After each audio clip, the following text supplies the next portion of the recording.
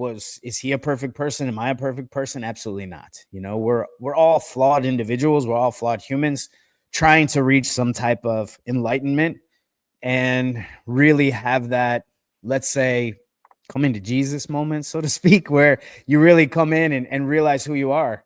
And I was getting a lot of that with David because I was really, you know, when Bo and I first started this,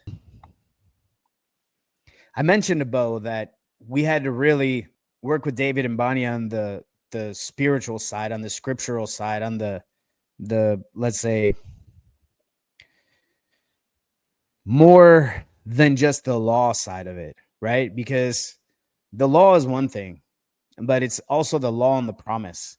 And that's really what we get from scripture. That's really what we get from Christ. That's really what we get from, you know, just being who I am, being who you are, and being the I am. And that's really what matters so much. In, you know, it's much better, more important than if somebody's right or if somebody's philosophy, you know, disagreed with yours. Oh, I don't think David's like, you know, this, or I don't think Adam's procedure for this, or I don't think Scott or Bo knows the right procedure. That is so small of the degree of importance. And I know a lot of people found David because of that importance. Mhm.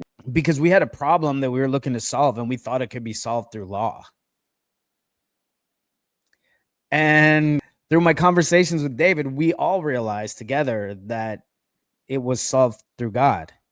And that's why even, you know, most recently, the last big actions were towards having a God trust. You know, the real, say, political action, because it is a political standpoint when you're standing on your religious rights. Like that's a huge thing. It's absolutely political and absolutely important. So, you know, with that being said, I just gained a huge amount of mutual respect with David. And it was a wonderful, wonderful time that we shared together and got some really good knowledge about certain things. Mhm. And, you know, I found it wildly helpful. So, Right. I mean, I do have to say from a similar standpoint, more so for me in the area of David's love and passion for God and Scripture, and how it was to be around him in his boldness to activate and live that out and be a living example of what that means to be Christ-like. And I just want to acknowledge that. And so, and you to know, be Christ-like is it's one of those things that I use because I have trusts even right. that are very Christ-like in the name of Christ. Hmm. I have trust in the Right. name of Christ. Yeah. And there's always one thing about Christ. And you always see this around Easter time, around April. And everywhere there's signs that say, he is alive, he is alive, he is alive. And it's always one of those things that is undebatable, right? Like if anybody took you to court and said, is Jesus Christ alive? Well, I think there would be hundreds of millions of people if those people in those black robes did not agree. They would say, matter of factly, Jesus Christ is alive. So Which is it's interesting. Didn't, yeah, go ahead, continue. go ahead, finish. That's good. No, No, no, no. no, interrupt, No, please. no, no, no. It's so funny because it ties into the Proverbs 8, seeking after wisdom, because think of that. You know, I mentioned the word froward, and it's counterfeit. It's perverse, crookedness, and it's a perverse thing. And that's kind of the slanderous vocabulary that is used out there to tear down the Christ, to be anti. Right.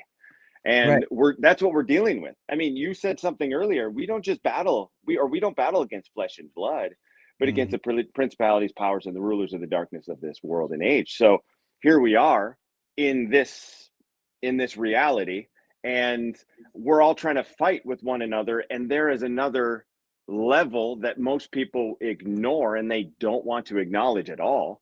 Yeah. Like, it's crazy.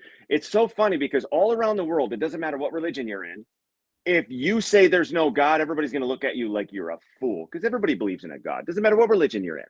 There Right. is one thing, though, that many, well, let's put it this way in scriptural vernacular. All right.